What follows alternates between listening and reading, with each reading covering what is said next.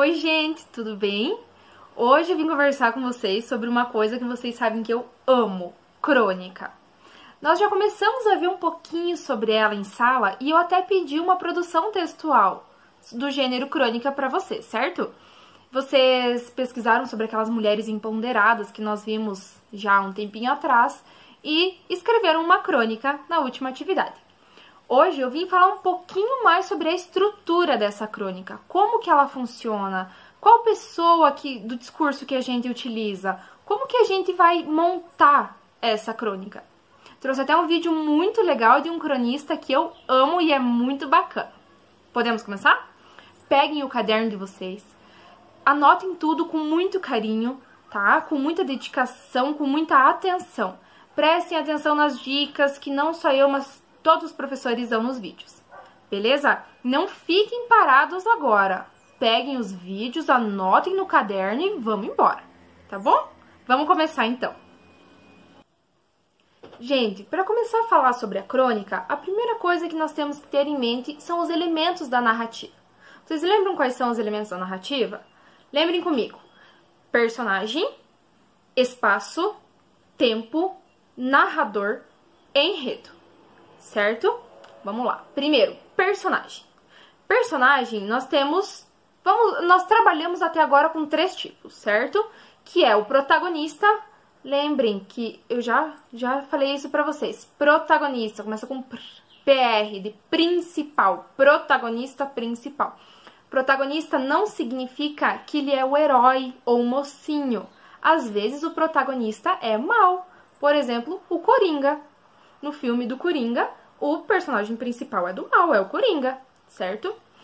Segundo personagem é o antagonista. Já falei também pra vocês que antagonista tem o prefixo anti. Esse anti quer dizer antiprotagonista. Ele faz de tudo pra atrapalhar o protagonista. Ele pode ser bom, por exemplo, o Batman. Nesse último filme do Coringa não aparece o Batman, mas vamos pegar esse exemplo. O protagonista é o Coringa, que é do mal, e o protagonista é o Batman, que é um homem bom. Deu pra entender, né? Terceiro lugar, nós temos os secundários. Secundários são personagens que aparecem na história, eles não são principais, mas a história ainda assim precisa deles para acontecer. Beleza? Sobre o tempo, o que eu amo de paixão. Tempo, nós temos 3. O histórico, lembrem, histórico vem de história. A história se passa durante a Segunda Guerra Mundial. Esse é o tempo histórico, certo? Tempo cronológico. Crono vem de cronômetro. É quando aparece dia, mês, ano, dia da semana, horário. Esse é o tempo cronológico. E o tempo psicológico. O tempo psicológico é o mais legal. Por quê? Memórias, lembranças, né? Premonições, alucinações, sonhos, é tudo do tempo psicológico, tá bom? Vocês não precisam colocar os 3 na crônica de vocês, mas escolham um, pelo menos, tá? Não precisa descrever qual tempo é, só foquem, lembrem de colocar o tempo certinho, algum deles, não me importa qual. Aí vai dar a decisão de vocês. Espaço. Lembrem que eu expliquei sobre ambientação e espaço. Espaço é o espaço físico. Por exemplo, eu estou aqui na minha sala, 4 paredes, uma janela, mesa, cadeiras, livros. Esse é o espaço físico. Ambientação é o que acontece aqui. Como que eu me porto dentro dessa sala e como que eu me porto fora dela? Por exemplo, dentro de casa e fora de casa eu tenho o mesmo comportamento? Tá? É facinho também. Não precisa colocar os 2 ou descrever. Vai de vocês, só estou falando para relembrá-los. Enredo é o que acontece na história, a história em si. Nós temos 2 tipos de enredo, linear e não linear. Linear é aquele que é início, meio, fim. Mas eu posso começar a minha história lá no fim, depois ir para o meio e depois para o início? Posso. Chamo isso de enredo não linear, tá bom? Tranquilo. Vocês têm temos o narrador, certo? Narrador, personagem, observador, onisciente. personagem. Narrado em primeira pessoa. Prof, não lembro quem é a primeira pessoa. Primeira pessoa do discurso. Eu, primeira pessoa do singular. Nós, primeira pessoa do plural. Ele é narrado na primeira pessoa. Lembrem, ele é um personagem que participa da história, diferente do observador do onisciente, que são narrados em terceira pessoa. Contudo, a diferença é que o observador só observa. Só observa. Ele não sabe qual é o sentimento dos personagens, não sabe por tudo que tá por trás daquele personagem ou da história em si. Agora, o onisciente sabe. O onisciente sabe sobre sentimentos, sabe sobre emoções, sobre pensamentos, tá? Eu já fiz essa comparação com vocês e foi mais fácil de vocês entenderem. Lembrem, se for uma história sobre humanos, quem será o narrador personagem? Somos nós, humanos. Beleza. Narrador observador seriam os anjinhos em cima de uma nuvem, olhando os humanos, observando os humanos e escrevendo uma história sobre eles. O narrador onisciente seria Deus, que sabe todas as nossas reações, nossos sentimentos, nossos pensamentos, e estaria escrevendo uma história sobre nós. Certinho? Fácil, né? Tá. Passando para a crônica, de novo, nós temos no livro de vocês, na página 36 e 37, uma crônica que nós lemos em sala e fizemos muitas atividades sobre ela. Tá? É uma crônica muito gostosa, gente, muito boa. Lembrem de toda a história que se passa. Ela é uma crônica escrita por Rubem Alves e ele fala em primeira pessoa, narrador personagem. Vocês lembram que nós conversamos em sala que ela aproxima o leitor, que faz o leitor se colocar no lugar do protagonista, que é o narrador? Lembram disso? Uma característica muito importante da crônica é que geralmente ela é escrita com base em acontecimentos cotidianos da nossa rotina. Por exemplo, eu adoraria escrever uma crônica sobre a emoção que eu tenho quando saio da minha casa, vocês sabem que eu moro pertinho, que quando eu saio da minha casa, a hora que eu chego para trabalhar, eu vejo aquela árvore na rua de cima do colégio, aquela amarela linda. É uma emoção que eu descreveria numa crônica. É um acontecimento do meu dia a dia que eu amo, que faz eu me emocionar. É uma característica do meu dia a dia que mexe muito comigo. É uma inspiração que eu colocaria, tá? Ela é, então, baseada em fatos cotidianos. Por exemplo, quem vem para a escola de outra cidade, quem vem para o colégio de outra cidade, pega o ônibus. É um fato cotidiano andar no ônibus todos os dias. Tá? Lembrem que a crônica tem um número de personagens reduzido, tá? Não é uma novela onde tem muitos personagens, não. A crônica é reduzida. Lembram naquela crônica do senhorzinho, Gestos Amorosos, que nós lemos do livro? Tem ele, a primeira moça que ele encontra no metrô e a segunda moça que fala pra ele que ele não precisa se levantar, que ele pode ficar sentado. E ele se sente velhinho nas duas situações. Lembram aquelas duas moças? Então, aí já deu 3 personagens. Tá suficiente. Lembrem da nossa crônica que nós tínhamos um combinado. A crônica teria obrigatoriamente que ter aquela personagem feminina destemida. Lembra da ficção que vocês buscaram e se inspiram nelas? A proposta era que vocês transformassem essa personagem em um humano, em uma pessoa concreta, real, tá? Como que ela seria na vida real? Lembrem disso. Ela obrigatoriamente tem que aparecer aí, certinho?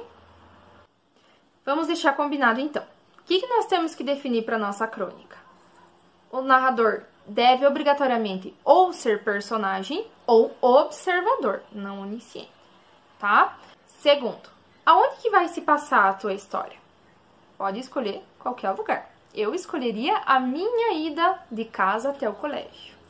Terceiro, os personagens que vão aparecer. A minha personagem da ficção que eu escolheria dessa vez seria Luna Lovegood, que é de Harry Potter, como a maioria sabe que eu amo muito.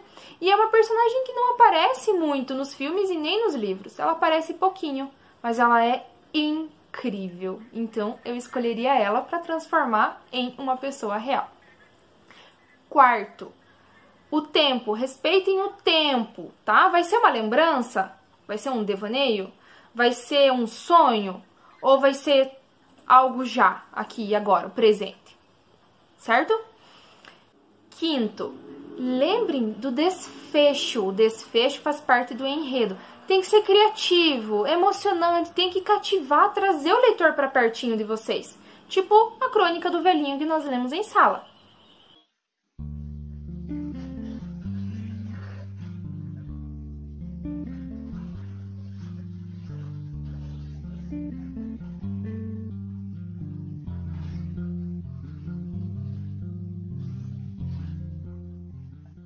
A crônica é uma coisa muito discutida.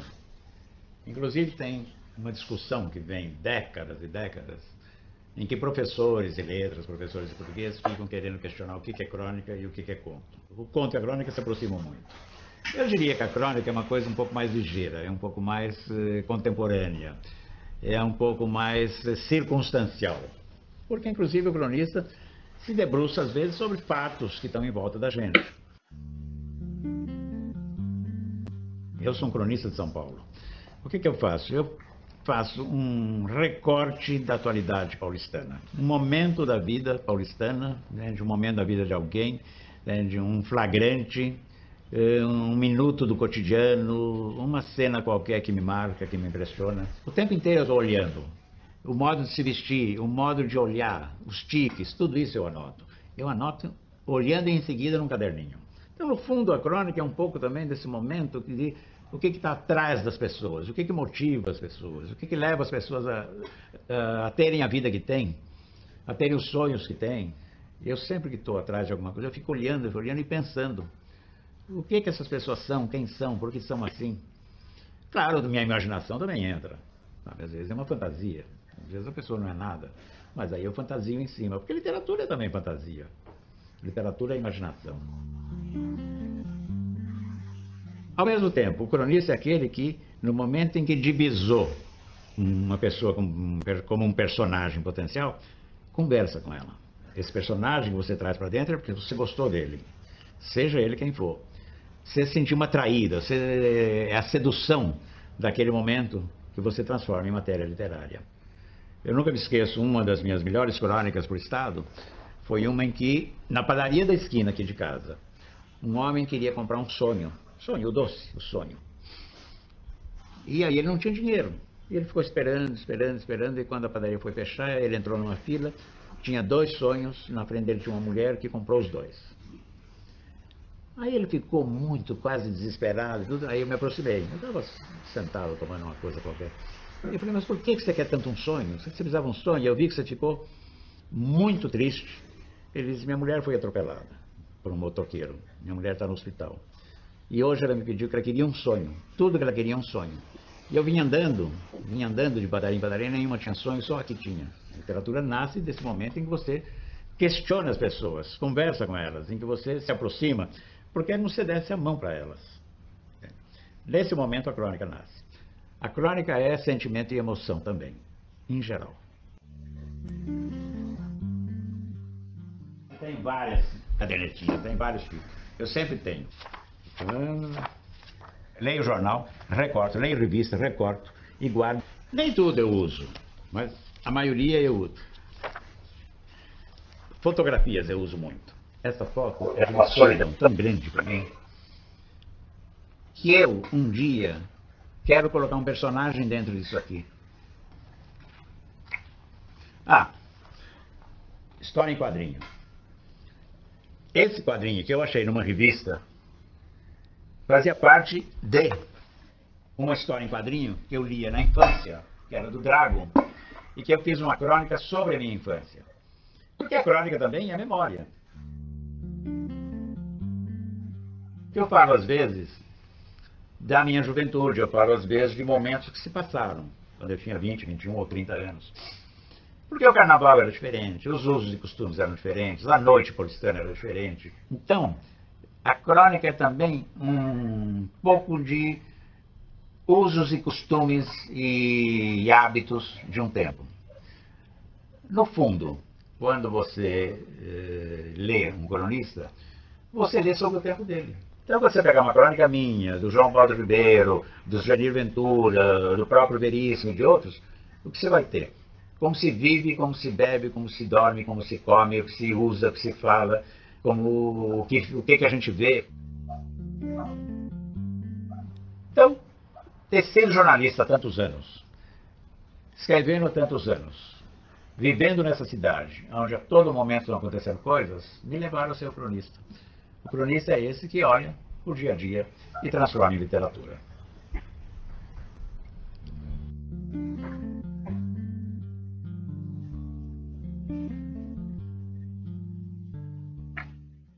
Eu vou deixar aqui, então, um vídeo de um cronista que eu adoro, que é o Inácio de Loyola Brandão, que fala um pouco sobre essa parte criativa de escrever uma crônica, beleza? Ele é um vídeo de 6 minutinhos, mas ele é bem bacana, tá? Prestem bem atenção. Pessoal, certinho então? Ficou fácil aí, né? Deu pra entender, pegar bem o que a gente tinha começado em sala. Eu quero então que vocês revisem muito bem a crônica que vocês fizeram sobre as mulheres destemidas. Lembrem de todo o passo a passo que tinha que ser feito. Pesquisar a personagem feminina da ficção, transformar ela em uma personagem real e depois seguir as ordens da nossa crônica. Tudo bem? Então, até a próxima. Um beijão. Fiquem muito bem e logo nós vamos conseguir tirar todas as dúvidas, tá bom?